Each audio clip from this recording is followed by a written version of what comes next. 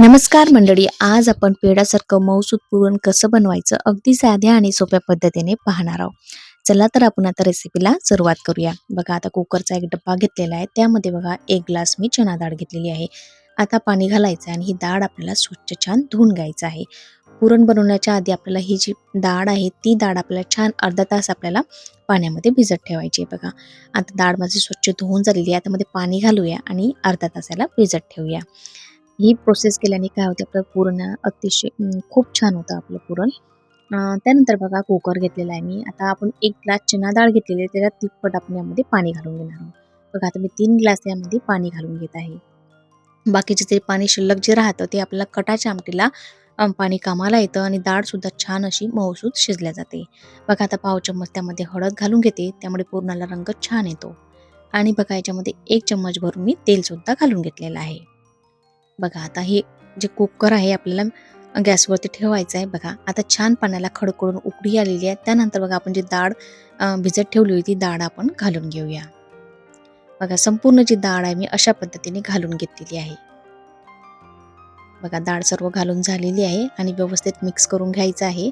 आता कुकरच्या बघा हाय फ्लेमवरती आपल्याला 1 शिट्टी काढायची आहे आणि मंद आचेवरती आपल्याला 4 ते 5 शिट्ट्या काढून घ्यायच्या आहे.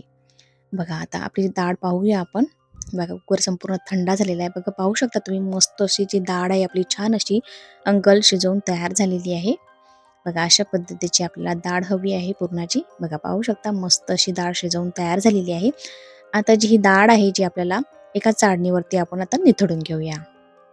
बघा खाली कढई ठेवलेली आहे त्यावरती मी ही डाळ आपण निथळून घेऊया. या म्हटलं जे राहिलेलं पाणी आहे ते आपण कटाच्या आमटीला कामाला येतं.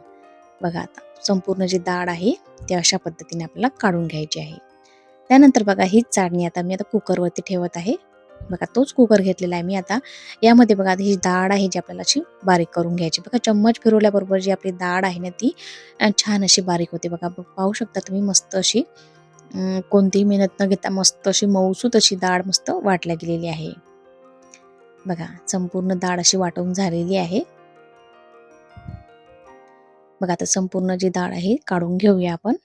त्यानंतर बघा जेवढी डाळ आहे तेवढंच यामध्ये मी साखर घालून घेते. तुम्हाला गूळ आवडत असेल तर गूळ सुद्धा तुम्ही यामध्ये घालू शकता. आमच्याकडे साखरचं पुरण खाल्ल्या जाते म्हणून मी यामध्ये साखर घालत आहे. बघा अशा पद्धतीने मिक्स करून घ्यायचं आहे आपल्याला. बघा छान मिक्स व्यवस्थित करून घेतलेला आहे खालीच मी. आता आपण हा कुकर गॅसवरती ठेवूया. बघा थोड्या वेळानंतर बघा पाहू शकता तुम्ही जे आपलं पुरण हे छान असं पातळ झालेलं आहे. पण थोड्या वेळानंतर बघा मस्त असं घट्टसर पुरण आपलं बनवून तयार होते. त्यामध्ये बघा मी थोड्या वेळानंतर मधामध्ये 1-1 चम्मच यामध्ये तूप घालून घेतलेलं आहे. बघा तूप घातल्याने पुरण छान घट्टसर सुद्धा होतं आणि चवीला सुद्धा अप्रतिम लागतं. बघा त्यानंतर बघा विलायची पूड आणि जायफळ घेतलेला आहे आणि 1 चम्मच बघा साखर घेतलेली आहे आणि मिक्सरच्या पॉटमध्ये घालून मी फिरवून घेतलेलं आहे. बघा आता व्यवस्थित आपल्याला घालून घ्यायचं आहे. बघा आता परत मी यामध्ये 1 चम्मच तूप घालून घेत आहे. बघा अशा पद्धतीने मस्त असं घट्टसर आपल्याला पुरण बनवून घ्यायचं आहे. बघा मस्त हळूहळू हे पुरण बघा छान असं घट्ट बनतं. तुम्हाला जर रेसिपी आवडलीच तर लाईक, शेअर आणि सबस्क्राईब करायला विसरू नका आणि कमेंटद्वारे नक्की कळवा की रेसिपी तुम्हाला कशी वाटलेली आहे. बघा पुरण छान घट्ट झालेलं आहे. बघा आता अशा पद्धतीचं बघा चम्मच जर उभा राहिला की समजून घ्यायचं आपलं पुरण जे आहे ते बनवून तयार झालेलं आहे पुरणाच्या पोळी बनवण्यासाठी. आता हे पुरण थंड करून पुरणाची पोळी बनवण्यासाठी तयार झालेलं आहे. रेसिपी आवडली असेल तर लाईक, शेअर आणि सबस्क्राईब करायला विसरू नका.